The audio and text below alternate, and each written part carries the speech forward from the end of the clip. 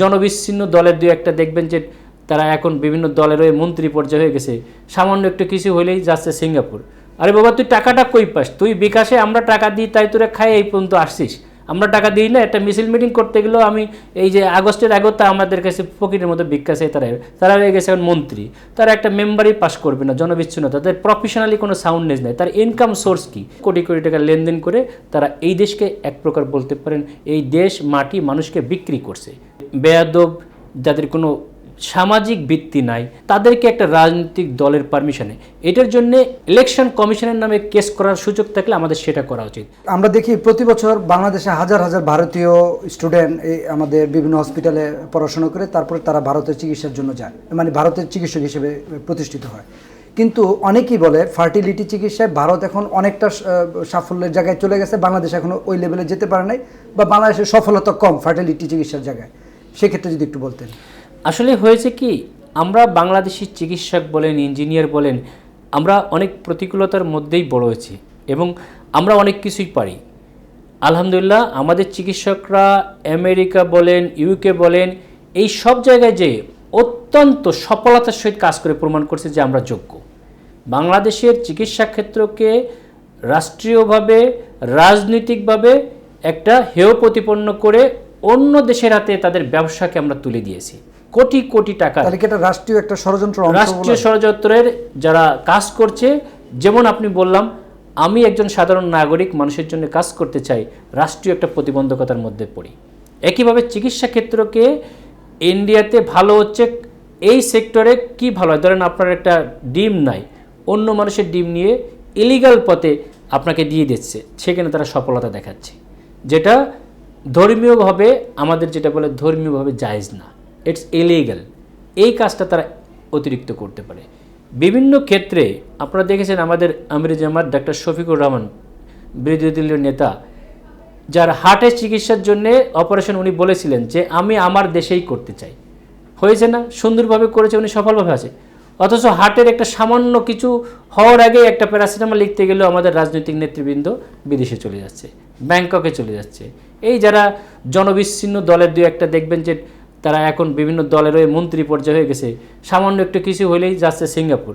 আরে বাবা, তুই টাকাটা কই পাস? তুই বিকাশে আমরা টাকা দিই তাই তোরা খাই এই পর্যন্ত আসছিস, আমরা টাকা দিই না। একটা মিছিল মিটিং করতে গেলেও আমি এই যে আগস্টের আগত আমাদের কাছে ফকিরের মতো ভিক্ষা চাই, তারা হয়ে গেছে এখন মন্ত্রী। তারা একটা মেম্বারই পাস করবে না, জনবিচ্ছিন্ন, তাদের প্রফেশনালি কোনো সাউন্ডনেস নেই। তার ইনকাম সোর্স কি?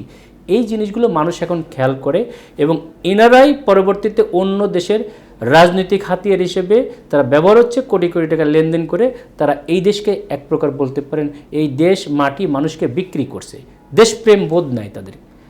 আপনার প্রশ্নের সাথে সম্পর্কে একটা প্রশ্ন, আমরা দেখলাম আম জনতা পার্টির যে তারেক, সে জামাতকে নিয়ে ব্যাপক সমালোচনা করে এবং কথায় কথায় জামাতের ব্যাপক সমালোচনা করে।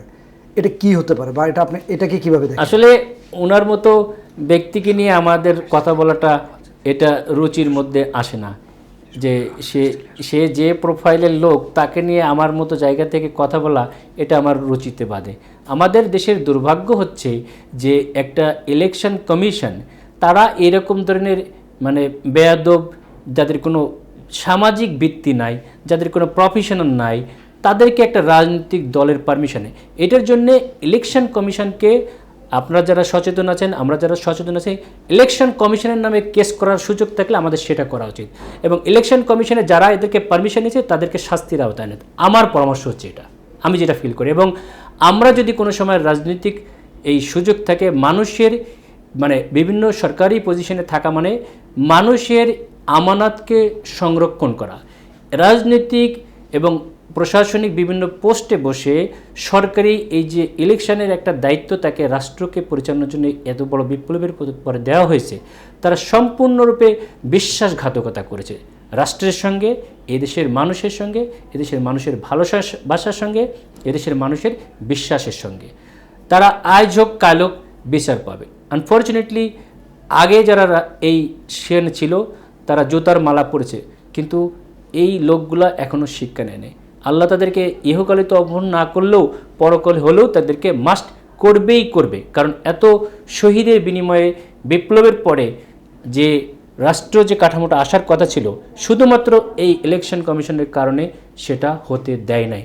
আমি অত্যন্ত শ্রদ্ধার সাথে একথা এবং সম্মানের সহিত তাদেরকে বলবো তাদের জাতির কাছে ক্ষমা চেয়ে তাদের পদত্যাগ করা উচিত, এবং না হলে আজ হোক কাল হোক জাতি তাদের বিচার করবেই করবে।